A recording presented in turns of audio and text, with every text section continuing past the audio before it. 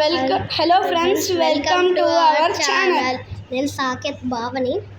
Friends, మీకైతే ఒక tip చెప్తా. ఆ టిప్ మీకు చాలా యూజ్ఫుల్ అయ్యిద్ది మీ లైఫ్లో.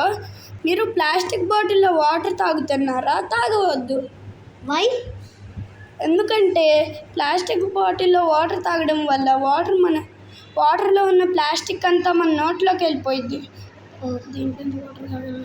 మరి దేంట్లో నుంచి వాటర్ తాగాలి? మనం కుండలోంచి వాటర్ తాగాలి. ఎక్కడ